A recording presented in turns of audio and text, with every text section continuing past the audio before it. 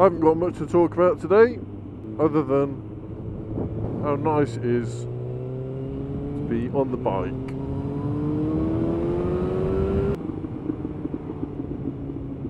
I've been out on it every so often recently.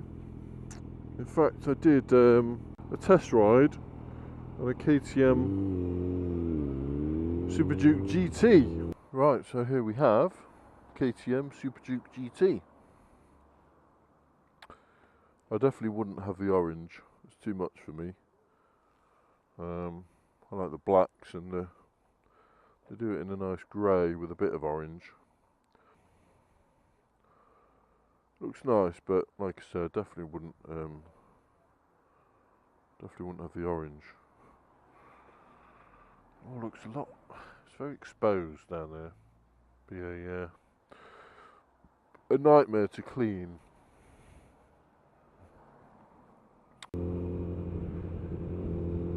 But my memory card was full, so I took my camera out with me, every intention of doing a mini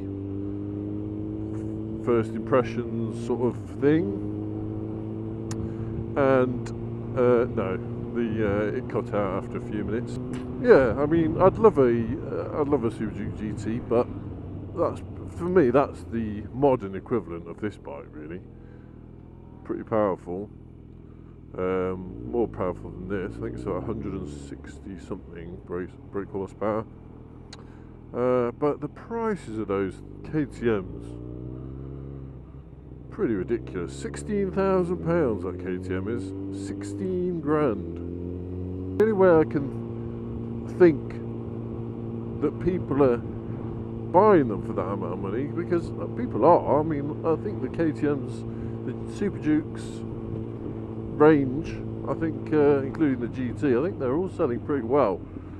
You know, they've got very good reviews and stuff, but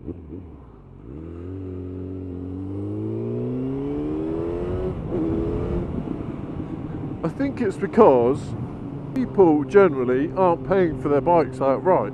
I mean, if it was £16,000 cash or nothing, like it used to be, people just wouldn't. There's no way. Or even on a classic loan, it'd be a few £100 a month.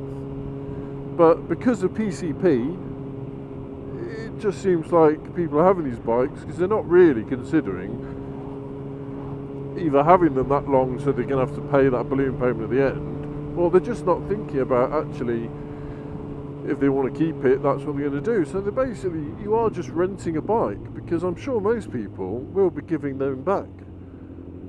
And getting into another deal or walking away completely, in which case you've got nothing. If you walk away, you've got absolutely nothing, and if you get into another PCP deal, you're still not going to have anything, unless at some point you go, you know what, I'm going to pay the balloon payment in the end. And if you're doing that, you're paying a lot more overall anyway than if you just got a normal loan or something out of the bank. It's just, for me, £16,000 is ridiculous money for a bike. Really is. I don't care what technology it's got, I don't know how much power, it's not worth it. That is not worth it. I mean, you're talking about decent brand new car money, or think of what you could get second hand for £16,000 in the car market or bike market. Forget it. You could have 3 really nice bikes in your garage for £16,000. Second-hand bikes. So I think it's just PCP. I mean, the minute you start showing an interest in a bike, it's always, you know, do you want to look at the finance options and all that? They don't even say. It's never even a question. Are you paying cash or are you getting into finance? They just assume that everyone is going to finance, because I'm sure most people do. I mean, who's got 16 grand hanging around? But that's my point. If you had, I don't think people would part with 16 grand. If you had that cash in your pocket, no way.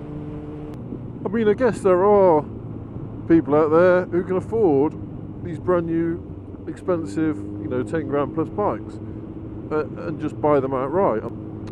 Personally, I can't.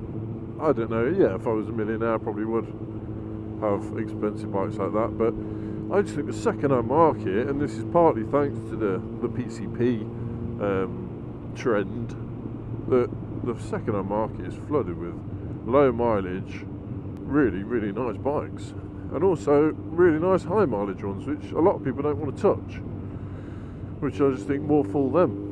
But anyway, yeah, I think the most I would spend on a second-hand bike, I think you get an amazing bike for £6,000. I mean, this, to me, this is an amazing bike. You know, and it was 5.5. It's a 2-bike garage job. That's what I need. I need the 2 bikes. I think ideally every biker wants multiple bikes, don't they? But it's I think ideal garage is probably 3. Obviously, you could always say you'd have more. I mean, I could list there's probably about 6 or 7 that I'd quite happily have altogether. But I think ideally you'd be happy with 3. Oh, that's a conversation. That is a conversation.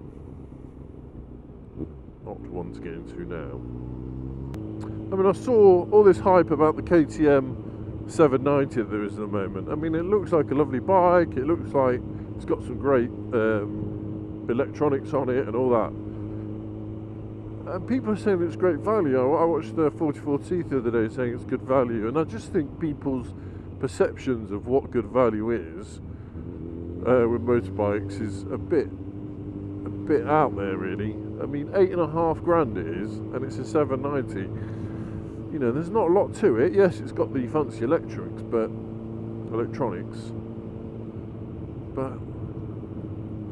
£8,500. I was just equally. I saw, I think, the visor down review of the new MTO7, which is largely unchanged, but you know, similar vein. I suppose people are saying that the KTM is more like comparison with the MTO9, but you know, it's just, to me, it's a similar class. And the MTO7 is 6, I think, 6.5. You know, that sounds like good value to me. And I've test ridden one of those, and probably a little bit physically a bit small for me, but and also there's an argument to say it's not a good idea to buy a bike in its first year, because there's always problems with these bikes. I wonder whether they'll iron out the suspension issue because it's non-adjustable, or whether they'll just keep that for a sort of 790 R. I don't know, but there'll be things wrong with that bike after a while that owners will report, and they'll iron it out. It's a brave man who buys a bike in the first year it's launched, but I think they'll sell very well. I do. But yeah, I just think overall bikes are just silly money at the moment. They really are. It was 10 years ago now that I bought my first bike, but I bought my first bike brand new for £4,050. That was a brand new Kawasaki ER6F in 2008. That is amazing value to me. You know, say it's £5,000 now with interest and well, with inflation. Show me a bike that you can get for £5,000 now.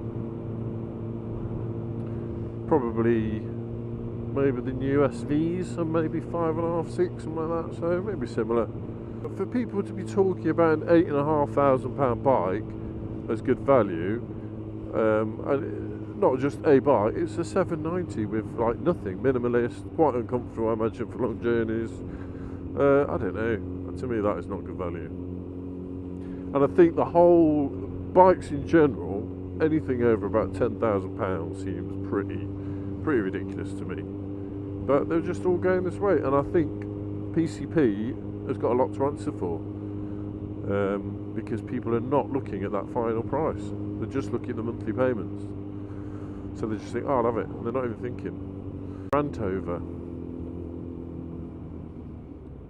Love a good rant.